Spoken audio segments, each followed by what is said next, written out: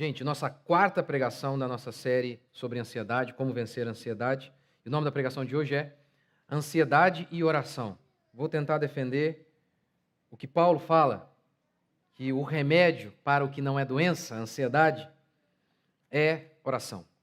Vamos ler, Filipenses 4:4. Alegrai-vos sempre no Senhor, e digo outra vez, alegrai-vos. É uma promessa do Evangelho, a alegria, mas é também mandamento. Alegrai-vos.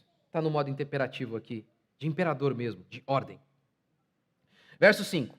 Seja a vossa bondade conhecida por todos os homens, o Senhor está perto. Não andeis ansiosos por coisa alguma, pelo contrário, sejam os vossos pedidos plenamente conhecidos diante de Deus, por meio de oração e súplica com ações de graças. E a paz de Deus, que ultrapassa todo entendimento, guardará o vosso coração e os vossos pensamentos em Cristo Jesus. Até aí. Como a fé pode estar em harmonia com a psicologia se ambos partem de pressupostos diferentes e dão remédios diferentes? Uma vê o homem apenas como matéria. Nesse sentido, o nosso comportamento é apenas resultado de pulsos elétricos. Só isso, mais nada. Outra vê o homem como um ser espiritual. Deus fez o homem matéria, fez o seu cérebro, matéria, e só depois ele soprou vida, o espírito, a alma, a consciência. Nós, então, somos seres espirituais que habitamos em um corpo. Esse corpo será ressuscitado, mas nós somos alma. E essa alma que foi feita à imagem e semelhança de Deus, haja vista que Deus era espírito. O corpo do homem não era idêntico ao de Deus, porque Deus não tinha corpo. São perspectivas diferentes. O remédio bíblico para os nossos problemas está sempre relacionado à nossa fé. E dessa fé que tudo procede, como oração, domínio próprio, sabedoria. Em essência, os problemas humanos têm a ver com pecado. Sempre que passamos a enxergar o homem com essa perspectiva cristã, nossos olhos se abrem. E sempre há, por meio de todo comportamento defeituoso, anormal, sempre há uma raiz pecaminosa por trás. Sempre há. É assim que Deus nos vê. É assim que Deus nos apresenta. Mas como vários e vários psiquiatras e psicólogos já têm afirmado, para quase todo tipo de comportamento errado, há hoje uma síndrome, uma doença. Allen Francis, lembra? Diretor do DSM-4, a Bíblia dos psiquiatras. Ele mesmo disse: transformamos problemas cotidianos em transtornos mentais. E nesse sentido, se tudo é uma doença, automaticamente nós somos uma vítima.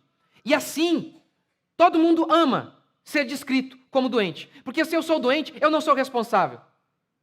E aí, o que parece uma coisa maravilhosa, uma saída de mestre, como diria o médico Theodore Dalrymple, ao dizer que a psicologia proveu apenas uma fuga espetacular para que o homem não assuma responsabilidade por seus atos. E aqui, o que parece, na hora, algo maravilhoso, gostoso, fabuloso, que elimina a sua culpa, se mostra dia a dia como sua escravidão. Porque jaz aqui, no seu senso de responsabilidade, de assumir os seus erros, de que não é o seu corpo que te leva ao pecado, nunca, ainda que o seu corpo tenha uma debilidade, que não é a sua circunstância, não foi o seu passado, que no final das contas, nós pecamos porque queremos pecar. Nós temos ídolos em nossos corações, nós deixamos de buscar refúgio em Cristo Jesus, e aí está a causa de nossos vícios, de nossas fraquezas, de nossas debilidades, de nosso comportamento negativo. Se não buscamos em Cristo aquele que vê todas as coisas, se não buscamos em Cristo aquele que é a verdade, e conhecereis a verdade e ela vos libertará, se não buscamos nele, não há lugar algum em que podemos encontrar solução para os nossos problemas, para as nossas angústias, para as nossas fraquezas. Aqui Paulo passa um caminho, o trilho da paz. Primeiro, ele faz a afirmação, ele dá uma ordem. Olha, vocês não podem andar ansiosos. Depois, ele dá uma solução. Orem. E por fim, ele dá uma promessa. A paz de Deus vai guardar o seu coração. A paz de Deus vai guardar o seu coração. E não diga que o meu Deus é mentiroso. E não diga que você orou e isso não aconteceu com você. Porque mentiroso é o homem. Deus prometeu e a paz dele vai guardar o nosso coração. Como John MacArthur disse, oração é o nosso principal meio de combater a ansiedade. Ah, é verdade. Por que oramos? Em primeiro lugar, oramos porque somos fracos. Oramos porque não podemos fazer por nós mesmos. Tiago diz, não fiquem dizendo aí que amanhã vocês vão para tal lugar fazer negócios. Vocês devem dizer assim, se Deus permitir, nós iremos. Porque vocês são como a nuvem, que de manhã está ali, mas daqui a pouco não está mais, porque o vento levou. É assim, vocês existem e no estalar de Deus não existem mais. Vocês são frágeis, vocês são pequenos. Vocês não têm controle, indiferentemente do que dizem os coaches, diferentemente do que dizem os homens que querem vender cursos. Vocês não podem todas as coisas. Vocês não podem nada. Você pode tudo nele, fora dele, nada. Sem mim, nada podeis fazer. A oração é a expressão máxima de nossa fraqueza.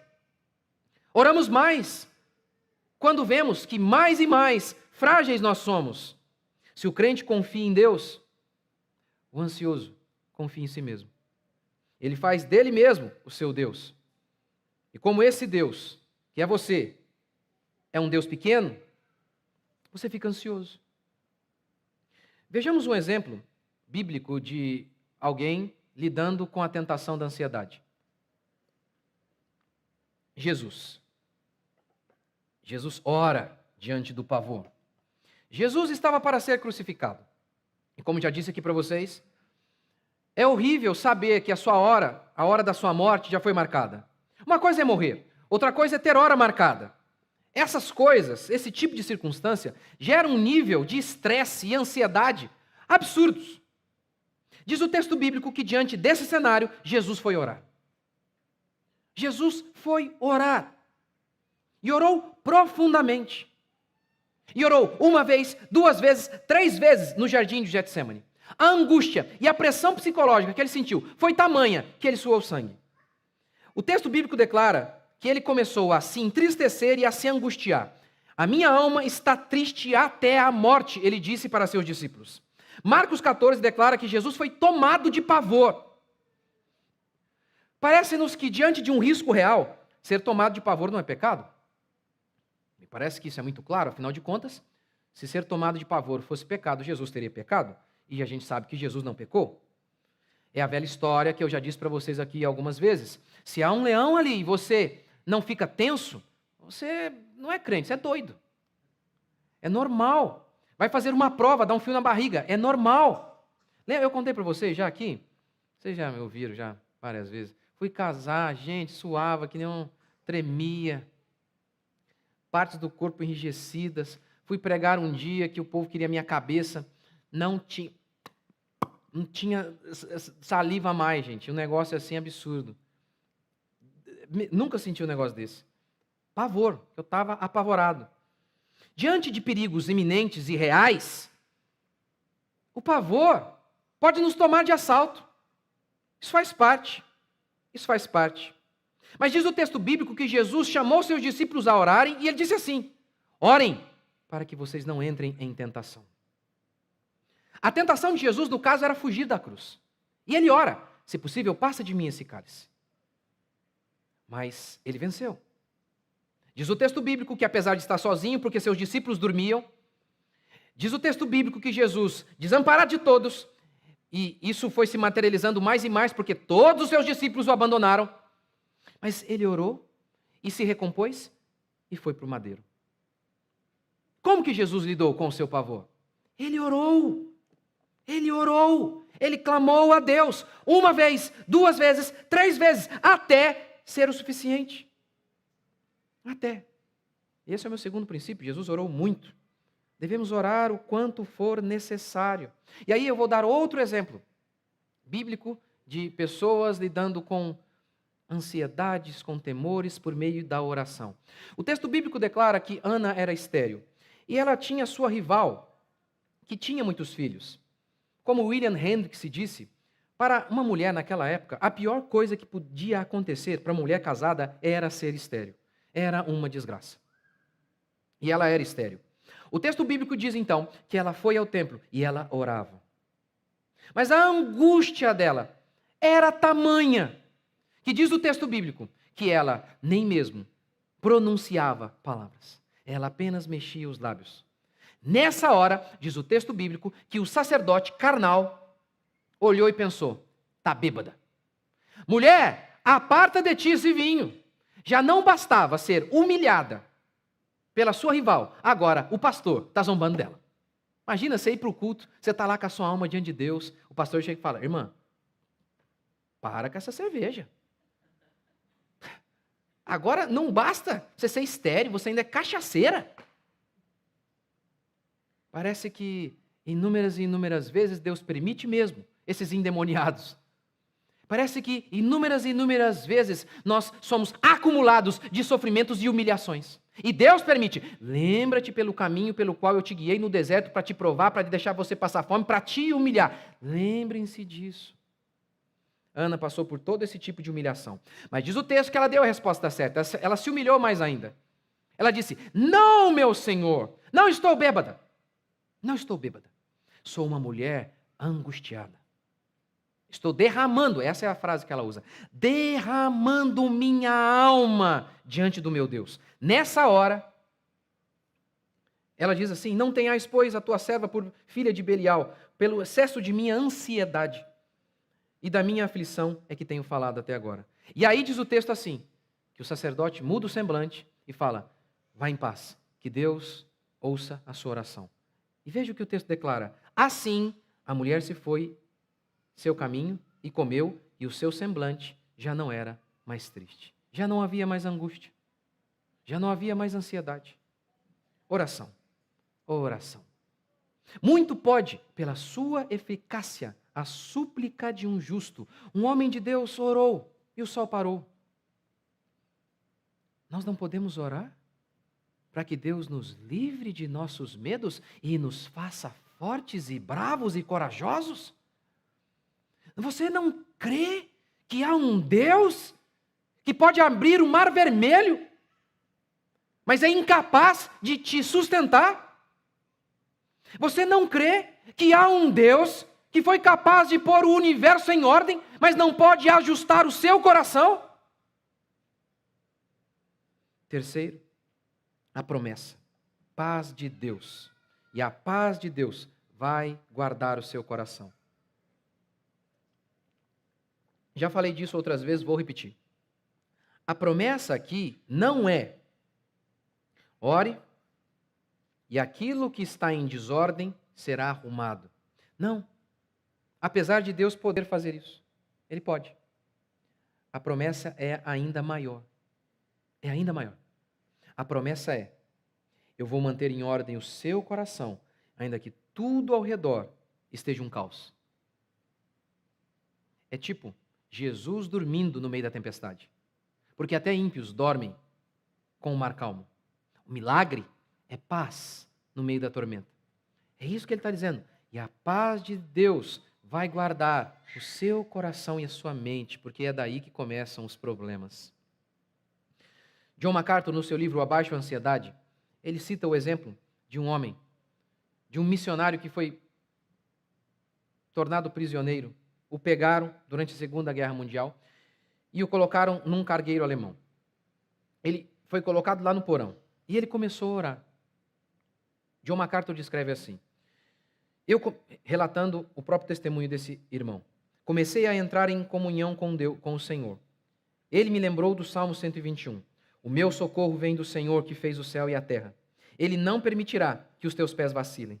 Não dormitará aquele que te guarda. Então eu disse, Senhor, não há realmente qualquer utilidade em ambos ficarmos acordados esta noite. Se tu vais ficar de sentinela, eu agradeço, porque eu vou dormir. Essa é a promessa.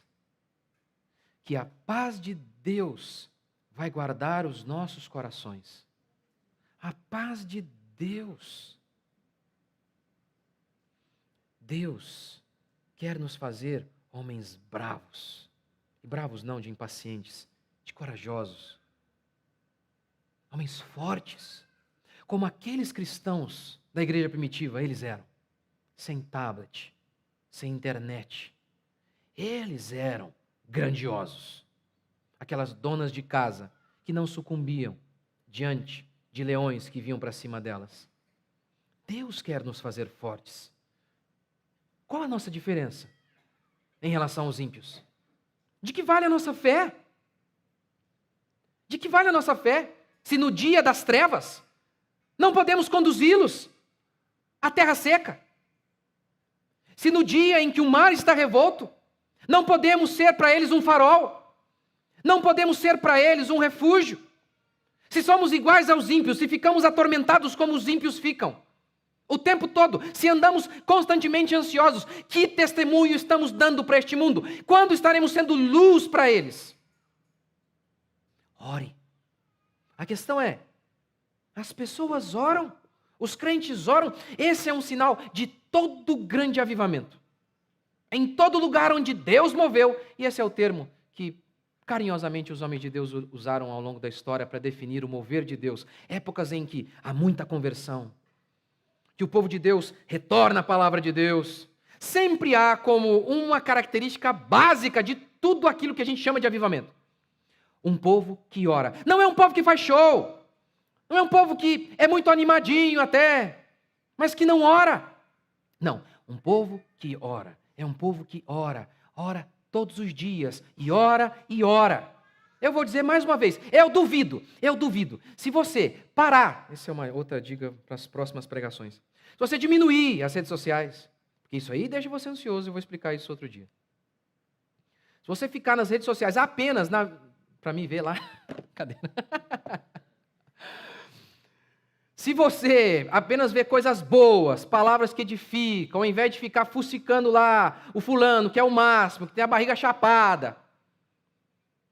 Se você, ao invés de ficar alimentando a sua alma com lixo, se você começar a se alimentar de Deus, da palavra de Deus, orar, faz isso por 3 meses, depois você volta aqui. Eu duvido que você vai estar andando constantemente amedrontado. Eu duvido. 4, a oração tem que ser com ações de graças, diz ele. Vamos ler de novo, verso 6, parte final. Sejam vossos pedidos conhecidos diante de Deus por meio de oração e com súplica com ações de graças. Isso aqui é fundamental. Com ações de graças. Como que isso nos ajuda a lidar com a ansiedade? Passar numa prova, é natural que fiquemos tensos. Diante de uma prova, diante de circunstâncias semelhantes. Isso pode ser uma tentação à ansiedade. Não é ansiedade necessariamente, mas pode te levar a um estado de ansiedade. Como fazer? Quando a gente ora, Senhor, faz a tua vontade, como Jesus orou. E a gente entende o seguinte, a minha vida é Cristo, a minha alegria está no Senhor. Lembra das outras pregações? Alegrem-se no Senhor, depois ele diz, não andem ansiosos. Se eu vou fazer o meu melhor para passar nessa prova, mas tendo feito o melhor, se eu não passar, é porque não é de Deus. E eu vou então levar as minhas mãos e dizer, bendito seja o Senhor. E eu vou agradecer, porque Ele tem outra coisa para mim. É claro que quando você faz da prova a razão da sua existência, o motivo da sua alegria, aí é claro, você fica muito ansioso. Fica muito ansioso. Se alguém chega e fala para você assim, se você não passar nessa prova, você vai morrer. O grau de ansiedade, a tentação para a ansiedade é gigantesca. Mas se você entende, se eu não passar, e daí? Isso aí não é a minha vida. Nada define você. No final das contas, nada te define. Nada. Por exemplo, eu sou pastor. Posso ser hoje, posso não ser amanhã.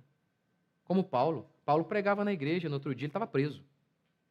Não podia mais. Então, hoje eu sou pastor, pode ser que amanhã não seja. Espero que seja, mas se não for, faça outra coisa. Faça outra coisa. Então, a gente ora assim, sabendo que todas as coisas que nós amamos e gostamos, no final, são secundárias. Podemos viver sem qualquer uma delas. Podemos, sem qualquer uma delas, orar e dizer: obrigado, Senhor, o Senhor me é suficiente. Ainda que a figueira não floresça, o produto da oliveira minta, nos currais não haja gado, todavia eu me alegrarei no Senhor. Não é assim que a gente cantou hoje? Quando Deus disse para Davi, não. Davi orou, Senhor, eu quero construir um templo. Deus disse, não. Davi ergueu as mãos e disse, que isso? Quem sou eu? O Senhor já me deu muito mais do que eu merecia. Obrigado, Senhor. Obrigado, Senhor. Ações de graças diante da perda. Ao invés de, por que ele foi embora? Obrigado pelo tempo que a gente ficou junto. Perdi o emprego. Obrigado porque eles podem tirar o meu emprego, meu nome, não a minha fé. Não a minha fé. Não a minha fé. Ou então a gente agradece também porque muitas vezes a gente acaba percebendo que aquilo que Deus tirou foi porque havia algum tipo de pecado ou de idolatria. Aí Deus tira. E aí então a gente agradece. Agradece pelo sofrimento porque a gente nota que é Deus tirando aquilo que estava nos afastando dele. Então o crente, ele ora sempre com gratidão. Sempre com gratidão. Até quando está faltando. Mesmo quando falta. Ele ora por mais, agradecendo por já ter muito. Porque ele sabe que ele pode não ter tudo o que ele quer, mas ele possui muito mais do que ele merece. Por isso que essa oração tem que estar sempre temperada com gratidão. Filipenses 4:11. Não digo isso por causa da necessidade, porque aprendi a estar satisfeito em todas as circunstâncias. Ele está dizendo que ele se alegrou, porque os filipenses enviaram para ele dinheiro, e ele disse que ele ficou muito feliz. Mas ele diz, eu não digo isso por conta do dinheiro apenas, porque eu aprendi a estar feliz com dinheiro e sem dinheiro, em qualquer circunstância, com liberdade ou sem liberdade. Eu estou contente em qualquer circunstância. Por quê? A resposta está aqui em Filipenses. Para mim o viver é Cristo. Eu me alegro no Senhor. O Senhor é a razão da minha existência. Então, alegre-se no Senhor, seja grato, confie na soberania de Deus. E com esses preceitos você vai orar. Não é repetir palavras ao vento. Não é de maneira mecânica, como pensam os católicos, que simplesmente porque você repetiu a quantidade de palavras X, você vai ser abençoado. Não, não é isso. Não é isso. Você não é um papagaio. É uma oração que é temperada com alguns elementos.